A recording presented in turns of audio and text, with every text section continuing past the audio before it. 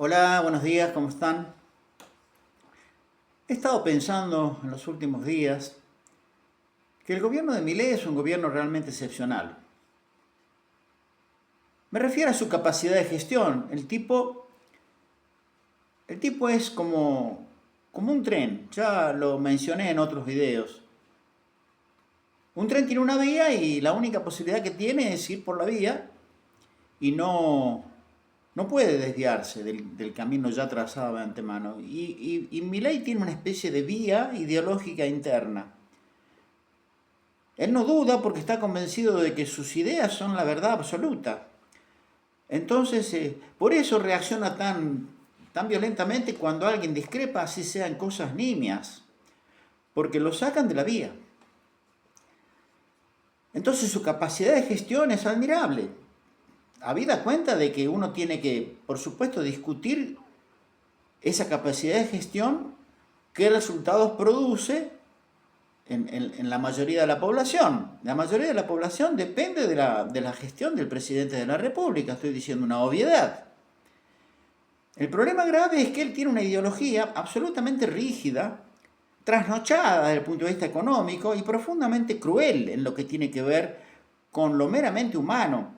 Hay casi un desprecio por lo humano y una especie de subordinación a favorecer el egoísmo, la insolidaridad, sin ningún problema con llegar incluso a la crueldad. Uno llega a dudar si no hay un goce de la crueldad en el gobierno y en los funcionarios de Milei, como el caso de Patricia Bullrich, del Toto Caputo, de Sturzenegger. ¿Y dónde está la excepcionalidad? Y bueno, el tipo deja de lado los límites institucionales, no se subordina al Congreso, no se subordina a la justicia y hacen hasta incluso una especie de exhibición de la crueldad. Y hay un caso que muestra eso con claridad y es el caso de las protestas de los jubilados. Los jubilados protestan porque es obvio que están por debajo de la línea de la pobreza con la mísera jubilación que están cobrando, que estamos cobrando. Soy uno de esos. Pero las protestas de los jubilados no empezaron con Milei, siempre hubo protestas de los jubilados y creo que siempre eran los miércoles. Pero resulta que muy rara vez, me parece que nunca fueron reprimidos. En la época de Menem, en la convertibilidad, las protestas de los jubilados eran incluso bastante masivas, pero Menem no las reprimía porque decía, ¿qué carajo van a hacer 4 o 5 viejos, 100 los que sean, si no van a hacer daño a nada, es gente grande? Y Norma Pla, que era la dirigente de ellos, llegó a incluso, fíjense la importancia de esas manifestaciones, que llegó incluso a tener la posibilidad de hablar con el ministro de Economía, Domingo Cavallo. Y fue famosa esa entrevista porque la Norma Pla le cuenta un poco de la penuria de los jubilados y Domingo Cavallo, que se ve que tenía, digamos, rincones más humanos que el presidente que tenemos ahora, Milei, y llegó a llorar, se echó a llorar, se emocionó profundamente y le confesó que se acordaba de su papá, creo que era del papá o la mamá, que también eran jubilados. Y entendió, se conectó empáticamente con lo que decía Norma Pla. ¿Ustedes imaginan a Patricia Bullrich emocionándose porque alguien le plantea algo en relación a la represión? Es obvio que no. Alguien que ya tiene en su haber Santiago Maldonado, Rafael Nahuel, Pablo Grillo, el pobrecito fotógrafo, que lo único que estaba haciendo es su trabajo, estaba sacando fotos, ese es su trabajo. En un estado de absoluta indefensión y un descesado, un psicópata o un cruel, una no sé qué, le apuntó y lo tiró y casi lo mata y lo dejó al borde de la muerte y todavía está peleando por su vida a ver cómo quedará si sobrevive, porque todavía no estamos seguros de que sobreviva. ¿Cómo quedará su vida después? ¿Le pasó algo a ese gendarme? No le pasó nada, ni siquiera deben haberlo interrogado. Y es todo así. Entonces, ¿qué podemos hacer frente a un gobierno con semejante exhibición de crueldad? ¿Qué es lo que podemos hacer? O sea, ¿para qué sirve protestar? Yo no digo que haya que dejar de protestar, porque si no hacemos nada, pero tal vez, yéndome un poco al extremo de lo que significa no hacer nada, existe algo que se llama protesta pacífica. Y podría ser algo así como quedarse en casa. ¿Qué pasa si nos quedamos todos en casa? Un día, 2 días. Cuando hay un paro, cuando hay una huelga, la gente se queda en casa. Pero el sentido de la protesta de simplemente quedarse en casa sin hacer nada, como diciendo, me niego a que me veas subordinado a tu plan diabólico, enfermo, de hacerle mierda a la vida a los argentinos.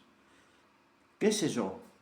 Porque es tan grande la impotencia que uno siente frente a lo que pasa. Es tan tremendo. El caso del Garrahan. El tipo encima dice que va a ir a hacer un acto en el muro de Berlín, un acto payasesco como los que él hace, para financiar el Garrahan. Ponele la guita que tenés que ponerle, guacho. ¿Qué vas a ir a hacer payaso? Te vas a ir a Berlín con una troupe y vas a gastar una enorme cantidad de guita. En vez de ir a hacer todo ese despelote, poner la guita que le tenés que poner para que tenga lo que necesita el Garrahan, que los enfermeros dejen de ganar, los médicos dejen de ganar 800 lucas. ¿Quién carajo que tiene una familia que mantener con 800 lucas llega a algún lado? No llega ni al 10 del mes. Y después tiene que volver todo el día, al otro día, a enfrentar a un chico enfermo de cáncer, que a lo mejor vos ya sabés que no va a sobrevivir. Y tenés que conectarte empáticamente con él, porque un niño es muy sensible y entonces a lo mejor tenés que alegrarle la vida, mimarlo, escucharlo, tal vez intentar hacerlo reír. Hay un esfuerzo, no solamente un esfuerzo científico, un esfuerzo profesional de los médicos, hay un esfuerzo de empatía, de sensibilidad. Forma parte de lo que es el entrenamiento de la relación médico-paciente, particularmente los pacientes pediátricos, los médicos pediátricos. Yo les tengo una profunda admiración, porque es muy difícil estar en contacto permanente con el sufrimiento de personas tan vulnerables como un niño, y encima tener que renegar con que la guita no te alcanza, con que no puedes vivir decentemente y con que tenés ganas de irte. ¿Y a dónde te vas a ir? A lo mejor hace 10, 15 años que trabajas ahí. Con todo lo que significa el entrenamiento, que si te vas se desperdicia. Pero todo esto que es tan obvio, es evidente que no hay nadie que lo piense en el gobierno de Milei, porque siguen con la misma. El otro día lo escuchaba al personaje ese tan Franco, no sé, Guillermo Franco se llama, no me acuerdo cómo se llama, creo que es el ministro de Economía, no sé lo que es el tipo, jefe de gabinete, no sé lo que es. Justificando lo del Garrahan, empezando a decir de que no, que hay muchos empleados administrativos. Hacer un Estado eficiente lleva años, Cristina mencionó que el Estado tiene que ser eficiente además de Estado presente. Pero parecería que se autoculpa porque se está olvidando de que ella misma contribuyó a que el Estado sea profundamente eficiente, mucho más eficiente que en otras épocas. Hace 25 años, yo recuerdo lo que era el Estado. Se venían abajo, no tenían ni venda. Yo tuve que hacerme una operación y tuve que llevar la guita, porque no existían los insumos para que me hicieran la operación. Y era el hospital público. Ahora los hospitales públicos en Tucumán son un ejemplo, el Hospital Padilla, el Hospital Néstor Kirchner, el Hospital Eva Perón. Son hospitales, el Eva Perón fue hecho completo desde cero durante el gobierno de Cristina. ¿Acaso eso no son estados eficientes? Sí, eso es un estado eficiente. Que hay algo para mejorar, pero claro, siempre hay algo para mejorar. Pero ¿qué pasa si estuviste 20 años mejorando el Estado y viene un loco de mierda que te lo hace mierda en 1 año y medio o en 2 años? Ni hablemos si se queda 4, que es lo que probablemente pase. ¿Qué va a quedar de ese Estado que costó tanto construir?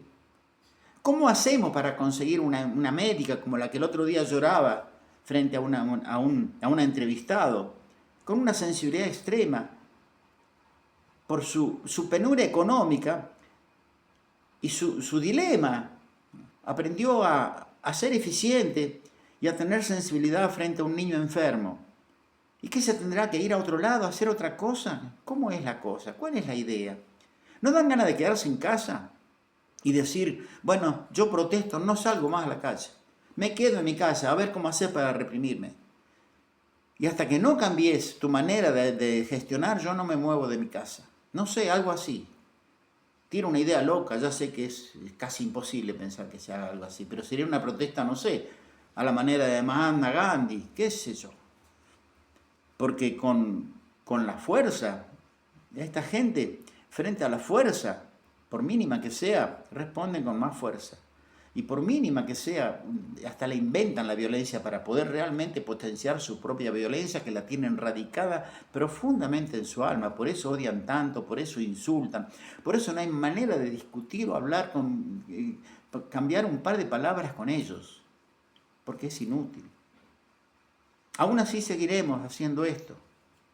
Videos, notas, charlando entre nosotros, juntándonos los compañeros y viendo cómo se hace para salir de esto. Sin duda, la unidad del campo popular es el camino indispensable. Una unidad sobre todo con políticas que sean profundamente disruptivas con las políticas del gobierno de Milei.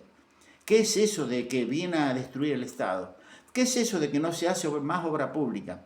¿Qué carajo de país tenemos sin obra pública? ¿Cómo sería la Argentina si no hubiera habido obra pública?